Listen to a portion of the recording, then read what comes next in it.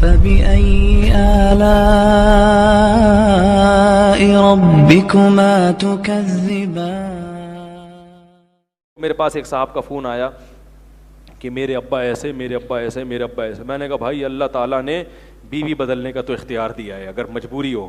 ابا بدلنے کا اختیار نہیں دیا. جیسے بھی ہیں وہ انہی کا احترام کرو بھائی.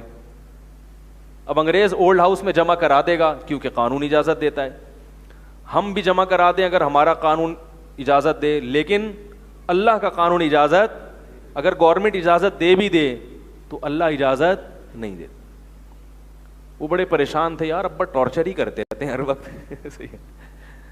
تو میں نے کہا اس کی تو اجازت ہے کہ ابا سے الگ رہ لو، گھر الگ رکھو، بیگم کو الگ لے کے الگ گھر میں رہ لو. وہ واقعی ابا ٹارچر کر رہے تھے، جو رپورٹروں نے بتائی نا. بعض ابا بھی بڑے ظالم ہوتے ہیں، بلا وجہ اپنی اولاد کو نا ذہنی ٹارچر کرتے رہتے ہیں، تانے دے دے کے، پازیٹیو سوچتے ہی نہیں ہیں.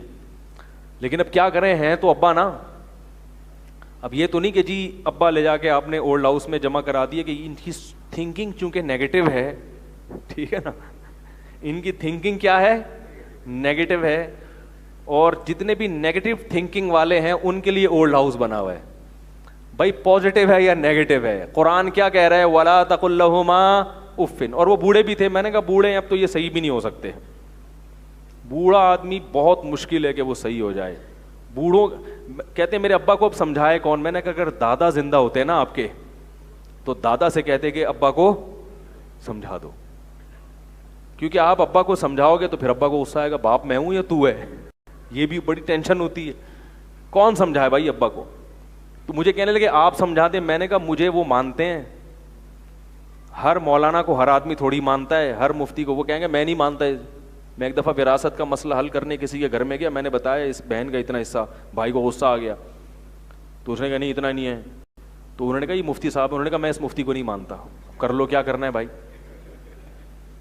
تو جب تک سارے مانیں گے نہیں تو ہم کیسے فیصلہ کریں گے بھائی. تو میں نے کہا کسی بھی مفتی سے کرا لو، بہن کا اتنا حصہ بنتا ہے. کہہ رہے نہیں میں اس کو نہیں مانتا. وہ ٹرخانا چاہ رہا تھا کہ وہ ہڑپ کرنا چاہ رہا تھا بہن کی وراثت. تو اب ہمارے پاس یہ آپشن اللہ نے رکھا ہی نہیں ہے. اللہ نے کہا والدین جیسے مرضی ہو برداشت کرو. ہاں زیادہ زیادہ یہ کہ ناقابل برداشت ہو گیا، بد زبانی ہو رہی ہے تو الگ ہو جاؤ. کہہ رہا الگ بھی نہیں ہونے دینے. میں نے کہا یہ الگ آپ کا حق ہے.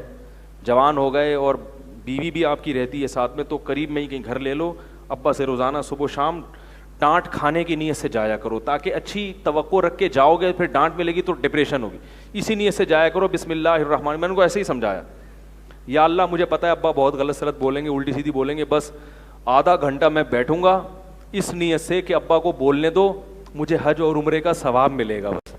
میں نے کہا خدا کی قسم اللہ دنیا میں بھی نوازے گا اور آخرت میں بھی. اور میں نے کہا اس نیت سے جایا کرو. بس تھوڑی دیر گیا آپ جی جی جی میں ایسا ہی ہوں، ٹھیک ہے نا. وہ کہیں گے نا تو بڑا گدھا ہے نالائق ہے. جی آپ نے بالکل صحیح کہا. پھر وہ کہہ رہے جی بولو تو بھی غصہ کرتے ہیں، وہ زبان چلاتا ہے میرے سامنے. تو میں نے کہا بس پھر کوئی درمیانہ سلس بولا کرو.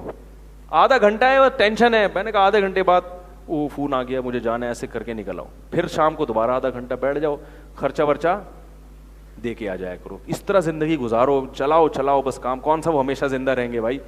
تو اگر کوئی والدین بہت ہی ظالم ہونا تو اس طریقے سے، ویسے ہوتے نہیں ہیں ظالم، اکثر اچھے ہی ہوتے ہیں، اولاد بدتمیز ہوتی ہے.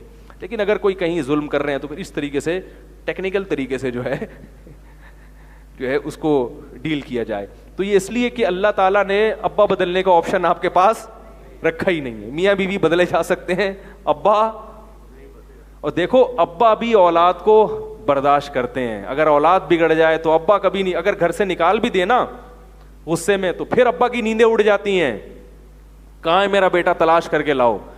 تو ایسی محبت اللہ نے والدین اور اولاد میں رکھی ہے کہ یہ ایک والدین اولاد کے بغیر نہیں رہتے اور اولاد چاہتی ہے کہ والدین کے بغیر ہم رہ لیں. تو بھائی جب انہوں نے اتنی محبت دی ہے تمہیں تو اللہ کہتا ہے کہ اب ان کو بھی بڑھاپے میں محبت دو، عزت دو، ان کو برداشت کرنا پڑے گا. تو یہ کس کا حکم ہے؟ اللہ کا حکم ہے.